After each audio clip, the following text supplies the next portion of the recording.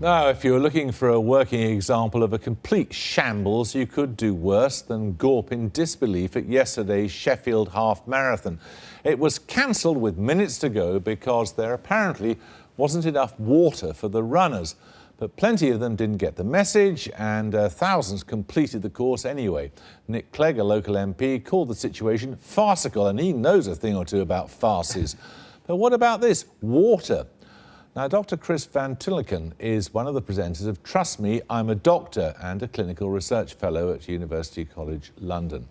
Right, how much water do we need? Well, that's why I put the water on the table, because it varies a huge amount. So this is the most water I've ever drunk in a day, and this is probably the least. In fact, I may have drunk less than that today. But for one individual, it can vary that much. That was a hot day doing hard exercise in a difficult climate. If you're working in a cold office, it'll be very little. If you add to that medical conditions, age, immense variation. So there is no minimum? There is a minimum. Without water for more than a few days, we will all die. A few days? Yeah, but you can get by with, if you work in a cold environment, you're not doing any exercise, and you start the day hydrated, you won't need a lot of water. Where does all this stuff about needing to have 8 glasses a day come from then? Well, a part of it, I think, is the metaphor, that drinking water, if you feel a little bit hungover or a bit like you need cleansing, there's a lovely idea of putting something clear in your body that gets rid of waste. And to that idea, we add a layer of clever marketing and sort of slightly misrepresented science from companies with enormous vested interests in selling large quantities of bottled water. But if you delve into the research, the 8 glasses a day is nowhere to be found, really. And the best evidence says you should drink to thirst. But if you go on one of these websites that advises you about how much you've got to drink, it'll tell you... Right. Large quantities, really. Well, this is the perils of certain websites on the internet. If you go to the BBC website, where I've written an article on how much water you should drink, the point is that drinking to thirst, it gets you enough water. And that's so true. You should drink when you're thirsty? When you're thirsty. If you feel like a glass of water, have a glass of water. And that's true if you're an Olympic athlete or if you're someone sitting in an office. If you do drink too much, what's the problem? You just pee it out, don't you? No, drinking too much water is very dangerous. And in the marathon in question, in fact, probably more people die at the end of marathons from drinking too much water without anything in it than people die from dehydration.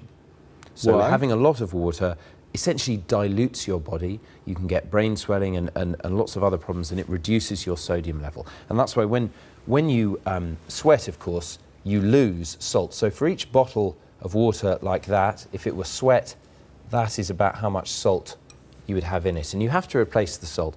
If you put the salt in the water, it would be very unpalatable. And in fact, most of the over-the-counter electrolyte drinks that you buy don't have enough salt in them. So it's very important for runners to rehydrate gently and make sure they have some electrolytes. So mix it with some fruit. So if you drink too much water, the salt just gets washed out of your body, is essentially, yeah, and you can end up drowning. If I drank all that water now today, it would be quite a dangerous thing to do. And so the emphasis from overhydration has now shifted to really trying to make sure that we hit that sweet spot. Like everything in medicine, fat, sugar, vitamins, too much is very bad for you, too little is very bad for you. It's exactly what our grandmothers would have said. This other one here... This is sugar.